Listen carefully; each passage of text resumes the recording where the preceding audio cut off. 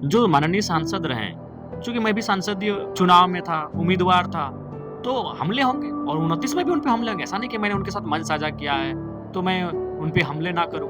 29 में होंगे और जब ऐसे विषय आएँगे तब होंगे। लेकिन इसका मतलब ये नहीं कि उनके सामने हम बैठने से परहेज़ करें, बिल्कुल नहीं। की अपेक्षा रखती है कि विधायक जी भोजे हैं, तो विधायक जी बिहें हैं, तो विधायक जी कुलीन हैं, तो विधायक जी बूझे हैं, तो विधायक जी तो भाई विधायक का जो ओरिजिनल काम है, वो यही है विधेयक पे नीति बना। नीति बनाना। आपका क्या इंटेंशन है घाटशिला विधानसभा को लेकर? देखिए अनिल जी एक बात बताइए, विधायक को 5 करोड़ ही मिलता है 1 साल में खर्च करने के लिए।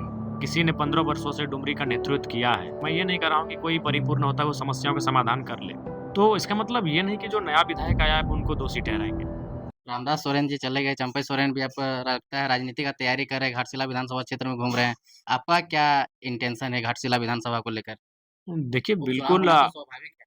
उपचुनाव तो होगा ही अब और उस पर भी हम लोग चर्चा परिचर्चा कर रहे हैं। जो हमारे वहाँ के कोल्हान प्रमंडल के तमाम जो एक्टिव कार्यकर्ता हैं, एक्टिव जो पदाधिकारी हैं, उनको हमने संदेश दे दिया है कि आप लोग पृष्ठभूमि तैयार करें।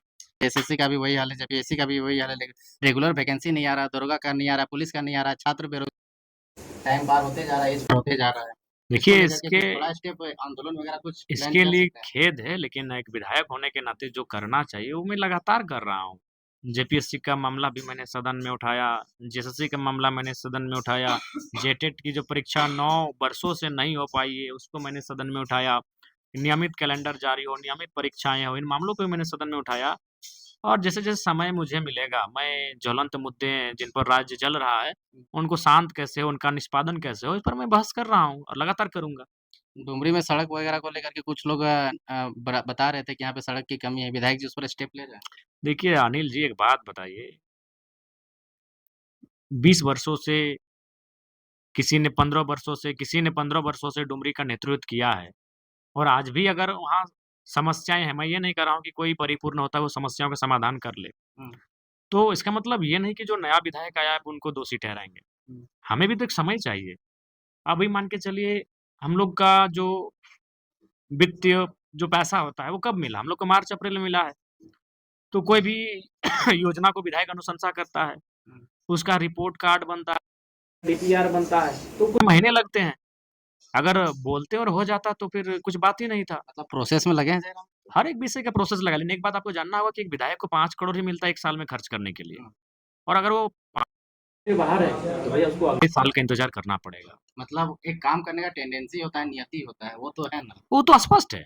हमें लगता है कि जितना हम सीरियस है अपने देखिए बाकी नेता लोग सब घूमिए कभी। हुँ। हमको नहीं लगता है कि वो लोग अपना परिवार और प्रॉपर्टी से बाहर कुछ सोचता है। हम लगातार सोचते हैं।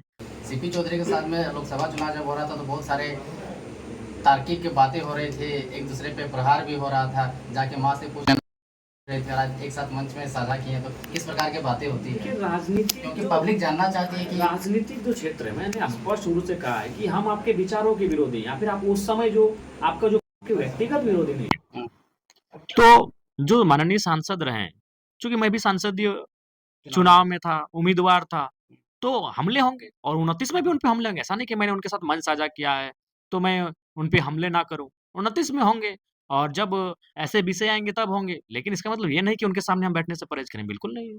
आज शेरे शिवा महतो की आदमकद प्रतिमा अनावरण का कार्यक्रम था, तो ऐसे में उनकी उपस्थिति थी, हमारी भी उपस्थिति बाकायदा हमने ही अ विद्यालय महाविद्यालय प्रबंधन समिति को हमने ये निर्देश दिया था हुँ, कि स्थानीय सांसद को भी आप निमंत्रण दें। जो पड़ोसी विधायक हैं बगोदर के नागेंद्र बाबू, उनको भी आप निमंत्रण दें। यहाँ तक हमने मथुरा बाबू को भी निमंत्रण देने के लिए कहा था, चूँकि वो शिवा महतो के साथ ही रहे हैं। वो तो है नहीं। हाँ, नहीं आए वो उनका विषय था, तो मैंने ही उनको सजेस्ट किया, तो उन्होंने हमसे पूछा कि भाई आप अभी हमारे स्थानीय विधायक हैं और प्लस आप स्कूल जो महाविद्यालय कॉलेज के आप चेयरमैन हैं, कॉलेज के हम अध्यक्ष हैं, तो आपका क्या राय है? हम बोले नहीं, आप उनको बुलाइए, वो यहाँ के सांसद हैं, स्थानीय सांसद हैं, आप बिल्कुल बुला सकते हैं। हमने कहा ये राजनीति से इतर आप जिसको बुलाना है, जिनको मंच में बैठाना है, हमें कोई ऐतराज़ नहीं है, आप सबको बुलाइए। विस्थापन का जब बात आता है तो धनबाद में एक आदमी आत्मदाह कर लेता है और लोग वार्ता के लिए आपका इंतज़ार अभी भी कर रहे हैं।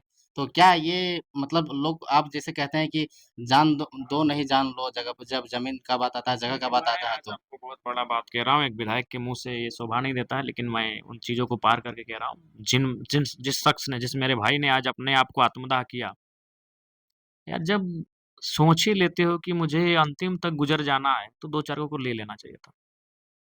आदमी जल रहा है, मरने का इंतज़ार कर रहा है, एक कदम उसका मौत है और वॉइस रिकॉर्डिंग करके मतलब सभी को बता रहा है कि मेरे साथ क्या दर्द है, ज़मीन छीना जा रहा है, लूटा जा रहा है। नहीं, बिल्कुल ये भगत सिंह की जो जेल डायरी है, उसके 2 कोटेशन आज मेरे सामने हैं, मेरे आँखों के सामने हैं। पहला कोटेशन कि हम गोरों से तो आज़ादी ले लेंगे, लेकिन धनी भूरों से आज़ादी ले पाएँगे? या फिर आज़ादी कहीं हमारे देश के धनी भूरों के हाथों में तो ना रहे? आज वही हुआ है। गोरे चले गए, अंग्रेज़ जा चुके हैं, अंग्रेज़ों से हम आज़ादी पा चुके हैं, लेकिन इस देश के जो भूरे हैं, भूरे मतलब अमीर लोग, उनके हाथों में आज़ादी टिकी हुई है। दूसरा उन्होंने कहा था, ये रूसो का स्टेटमेंट है, लेकिन उन्होंने जेल डायरी में इसको रिपीट किया था कि कोई व्यक्ति इतना धनी ना हो कि किसी व्यक्ति को खरीद ले हुँ। और कोई व्यक्ति इतना निर्धन ना हो कि उसे अपने आप को बेचना पड़े।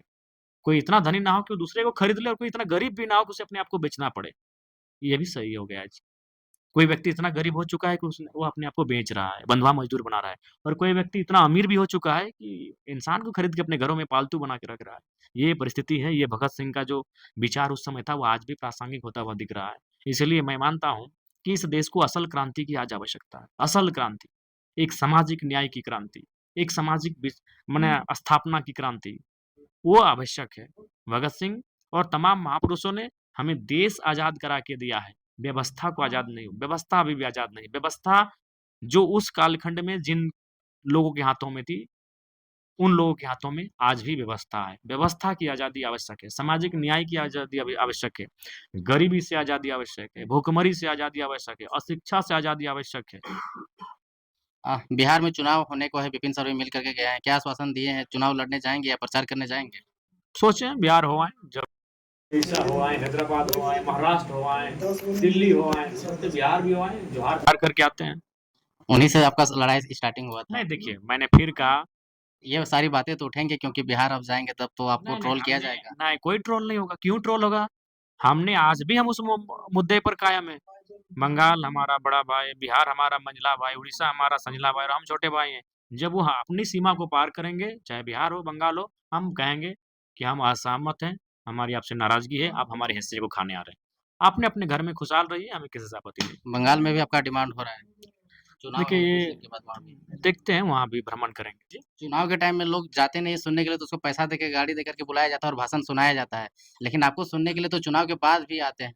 विचारों में देखिए ताकत है। मेरा मानना है कि मेरे विचारों में ताकत है। अब बहुत बाघमारा में आज तक करम महोत्सव नहीं मनाया गया था। देखिए ढुल्लू महतो और बहुत सारे अन्य नेता सब भी आए थे। बहुत सारे लोग फुसरो में नहीं मनाया गया था, वहाँ पे अन्य पार्टी के बैनर तले मनाया गया। देखिए कर्म मनाया जाता था। नहीं, बस जिस प्रकार से हाँ, पॉलिटिकल इस तरह नहीं बैनर से मनाया नहीं जाता मनाया था, ये जाता बात सही है और इस प्रकार से जैसा मैंने व्याख्या किया, ये इन चीज़ों की किसी ने व्याख्या नहीं की थी और व्याख्या वो करेंगे भी नहीं। था। क्योंकि मैं गाँव देहात की भाषा में व्याख्या करता हूँ, जो मुझे लगता है कि फिर अगर वो करने भी लगेंगे तो बोलेंगे कि फिर मेरा कॉपी होने लगा है, तो वो बचेंगे और बचे ही हैं। ऐसे इससे पहले लोगों ने कर्म के बारे में जनरली यही बताते थे कि भाई-बहन का अटूट प्रेम का त्योहार है, लेकिन मैंने उनको आज ये बताया कि सृजन शक्ति भाई-बहन का तो है ही है, लेकिन ये सबसे महत्वपूर्ण मैंने इसको नंबर 1 दिया कि सृजन सृजन है तभी दुनिया आगे बढ़ रही है। तो मैंने ये जो तर्क मैंने सीखा उसको मैंने व्यापक रूप से प्रचार किया।